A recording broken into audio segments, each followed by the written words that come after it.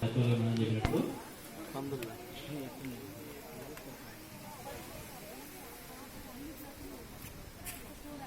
ఆకుకూరలు ఏజాతి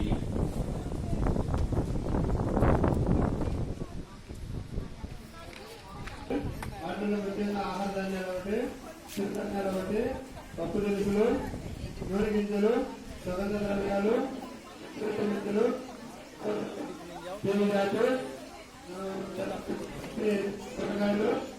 అంటే ఈ 11 రకాల విత్తనాలు తీసుకొని మనము 15 కేజీల కిట్టు మోతాదులో తీసుకొని మనము కిట్లు తయారు చేసుకోవాలి. 15 కేజీల కిట్ వచ్చేసరికి ఇక్కడ 1100 రూపాయలు.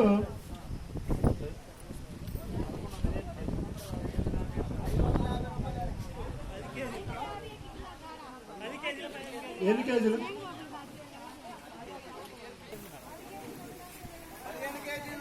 15 క్యాడర్ 2 కిట్లు, రైతుకి 1 కిట్టు. అది రేటు తగ్గించుకోవడానికి మీరు కిట్ నంబర్ మార్చుకోండి. 15 కేజీలు 11 కుటుంబాలు మారడానికి లేదు. ఇప్పుడు ఎన్ని కుటుంబాలు ఉన్నాయి చూడండి. ఫస్ట్ ఆహార ధాన్యాలు ఏమున్నాయి చూడండి, రాసుకోండి, ఒక బుక్ లో రాసుకోండి. ఆహార ధాన్యాలు ఏమున్నాయి దీనిలో రాయాలి.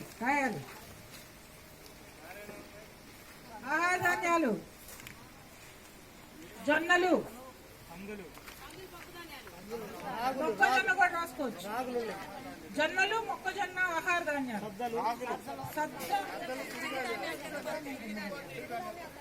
జొన్న మొక్కజొన్న ఆహార ధాన్యాలు కుటుంబం 2.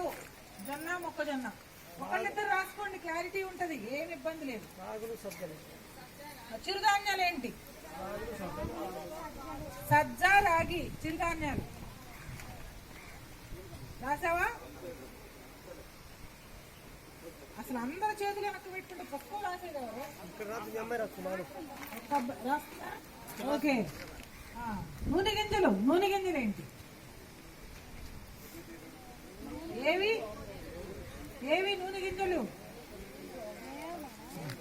రైట్. ఏమి లేవా? సన్ఫ్లవర్ కానీ ఆముదం కానీ. ఓకే. నూనె గింజలు డాష్ పెట్టండి. పప్పు దినుసులు చెప్పండి,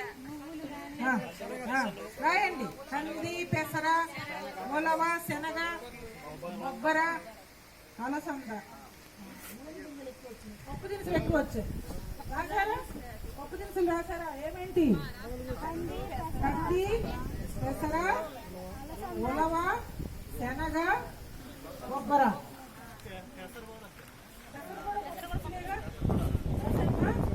నెక్స్ట్ సుగంధ ద్రవ్యాలు ఏంటి? ధనియాలు 1, సుగంధ ద్రవ్యాలు ధనియాలు 1. తర్వాత పచ్చిరొట్ట, జనుము, జీలుగా, పచ్చిరొట్ట. రైట్. నెక్స్ట్ ఆకుకూరలు, కూరగాయలు.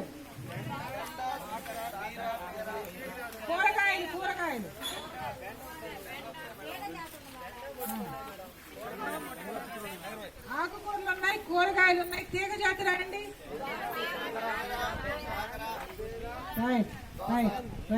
దుంప జాతి లేదు. ఇంకేముండాలి? పూల మొక్కలు ఉండాలి. ఉన్నాయా? ఇప్పుడు 11 కుటుంబాలు వచ్చాయా? 11 కుటుంబాలు రాశారా? ఎన్ని కుటుంబాలు రాలేదు? ఏమేంటవి? నూనె గింజలు రావాలి, దుంప జాతి రావాలి, పూల మొక్కలు రావాలి. కరెక్ట్.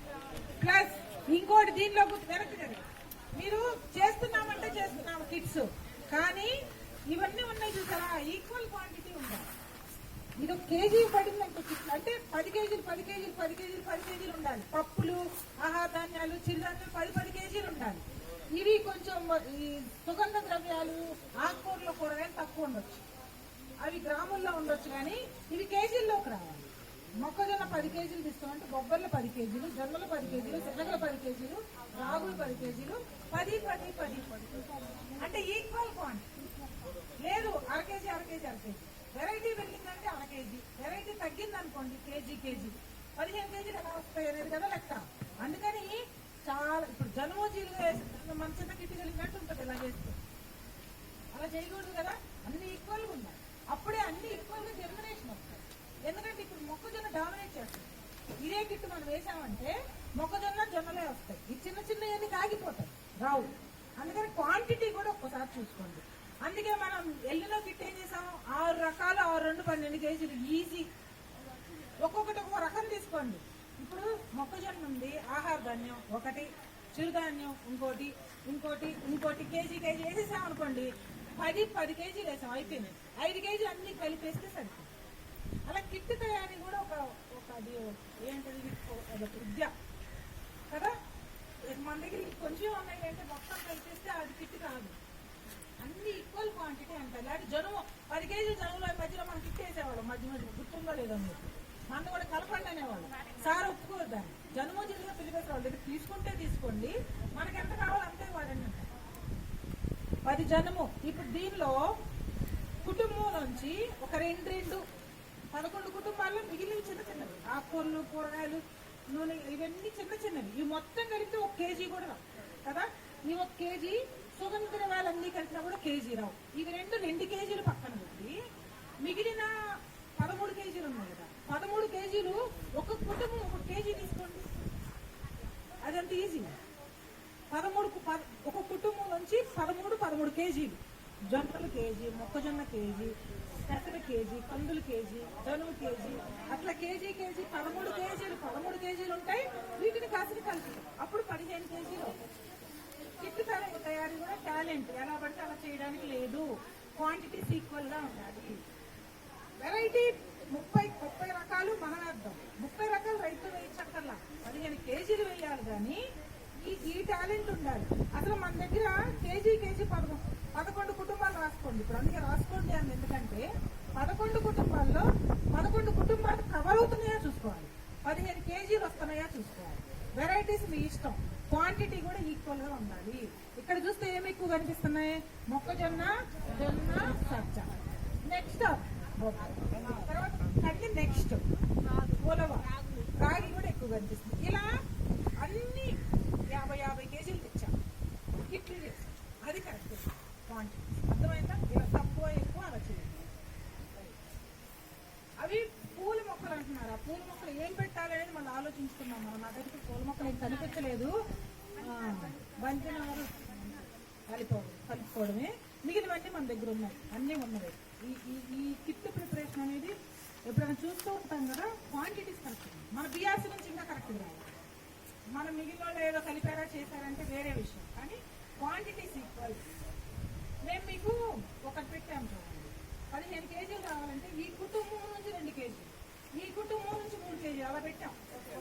చూసారా? అది కదా. సరే, మనం ఈ కుటుంబం నుంచి 2 కేజీలు కావాలి. ఇది చెప్తున్నాం. ఆహార ధాన్యాల నుంచి 2 కేజీలు కావాలి. ఆహార ధాన్యాలు ఇక్కడ 2 ఉన్నాయి, 1 కేజీ 1 కేజీ అట్లా. ఇది పెట్టుకుంటే మీకు క్లారిటీ ఉంటుంది. అంటే ఏ ఫ్యామిలీ 11 ఫ్యామిలీస్ ఉన్నాయి, 11 కేజీలు వేసుకుంటాం, 5 కేజీ మొత్తం 5 ఆ క్లారిటీ ఉంటుంది. ఓకేనా? నెక్స్ట్ వచ్చి అలాగే అమ్మ ఇవన్నీ నేర్చుకోవడం. ఇప్పుడు నువ్వు చేయలేదేంటి అనుష, నువ్వు వేయలేదేంటి, అలా కాదు అని కరెక్ట్ గా చేసేదే అర్థం చేసుకోవాలి.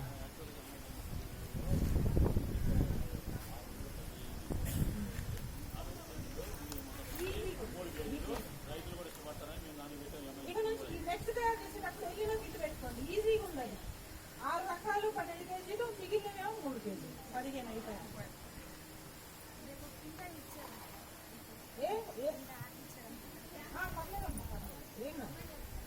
ఇక నుంచి జాగ్రత్తగా